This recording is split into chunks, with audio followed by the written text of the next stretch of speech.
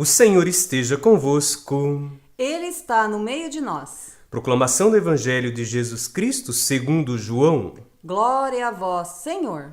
Naquele tempo, estando à mesa com seus discípulos, Jesus ficou profundamente comovido e testemunhou: em verdade vos digo, um de vós me entregará.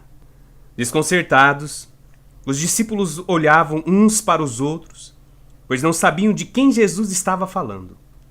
Um deles, a quem Jesus amava, estava recostado ao lado de Jesus. Simão Pedro fez-lhe um sinal para que ele procurasse saber de quem Jesus estava falando. Então o discípulo, reclinando-se sobre o peito de Jesus, perguntou-lhe: Senhor, quem é? Jesus respondeu: é aquele a quem eu der o pedaço de pão passado no molho. Então Jesus molhou um pedaço de pão e deu-o a Judas, filho de Simão Iscariotes. Depois do pedaço de pão, Satanás entrou em Judas. Então Jesus lhe disse: o que tens a fazer, executa-o depressa. Nenhum dos presentes compreendeu porque Jesus lhe disse isto.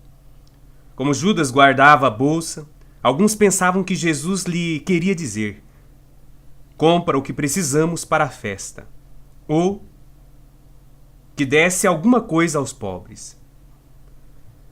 Depois de receber o pedaço de pão, Judas saiu imediatamente. Era noite. Depois que Judas saiu, disse Jesus: agora foi glorificado o Filho do Homem, e Deus foi glorificado nele. Se Deus foi glorificado nele, também Deus o glorificará em si mesmo, e o glorificará logo. Filhinhos, por pouco tempo estou ainda convosco. Vós me procurareis, e agora vos digo, como eu disse também aos judeus: para onde eu vou, vós não podeis ir. Simão Pedro perguntou: Senhor, para onde vais?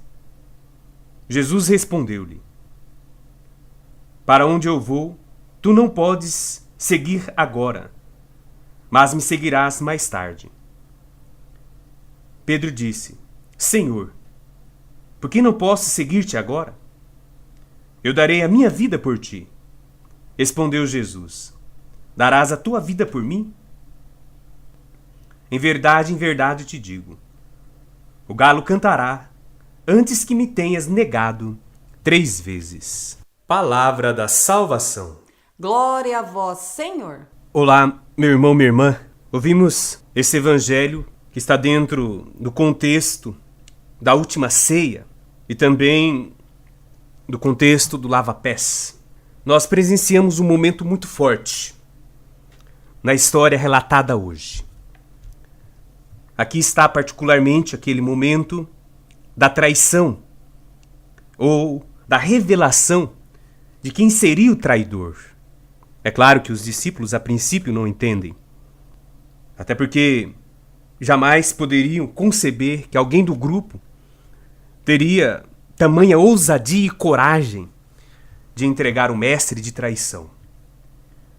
Mas Judas, na dimensão humana, é muito importante, porque geralmente nós olhamos os fatos negativos da Sagrada Escritura pensando nos fatos em si, mas são fatos que devemos atualizar em nossa vida. Esse Judas é cada um de nós, que inúmeras vezes, diante de inúmeras infidelidades, também traímos Deus. Também erramos com Deus. É interessante nós notarmos. Jesus aponta o traidor, aquele que colocar o pão no molho junto comigo de Jesus, será o traidor. Isso quer dizer que Judas faz parte do grupo dos discípulos, dos apóstolos, dos 12, e alguém que tem com Jesus uma intimidade, uma proximidade. Senta à mesa e foi lavado também os seus pés. A proximidade é muito grande. Jesus não sabia que Judas era o traidor porque Jesus era Deus, mas porque Jesus conhecia os seus discípulos e sabia de cada um das fraquezas e das fragilidades.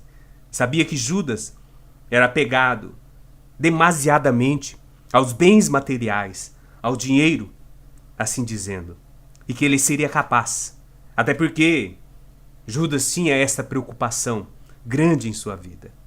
Ele seria capaz de trair Jesus por causa de 30 moedas. E isto não é por pouco conosco também. 30 moedas foi o preço que custou Jesus naquela época. As 30 moedas significaram, para aquele momento, que Jesus era meramente um escravo. O preço de um escravo, Jesus foi vendido. Nós hoje vendemos Jesus por muito menos do que 30 moedas. De repente, por causa da nossa preguiça, da nossa autossuficiência, da nossa arrogância, de tantas indisposições interiores que nós temos, nós negamos Jesus Cristo. Não podemos olhar Judas como um traidor apenas na história, porque nós traímos Deus. Quando não somos da igreja, não somos da oração, quando não somos do amor e não somos também do perdão. E é interessante que Jesus hoje no Evangelho anuncia as duas traições. No início a de Judas, que molhou com ele o pão no molho, e depois Pedro, que a princípio quer morrer por causa de Jesus. E Jesus diz que há nas palavras de Pedro euforia, e que ele não está com os pés no chão. Quando ele diz, o galo não cantará antes que me tenhas negado 3 vezes. Ou seja, é algo muito próprio da fraqueza humana, a traição de Deus. Mas Deus não desanima, paga caro por causa da nossa liberdade. Porque se Jesus quisesse, ele impediria Pedro de traí-lo, impediria Judas de entregá-lo e de também traí-lo. Mas o livre-arbítrio para o ser humano. Deus sofre certamente por causa da liberdade humana, mas ele sabe que o amor dele é maior. Bem sabemos, Deus tudo pode, menos deixar de nos amar.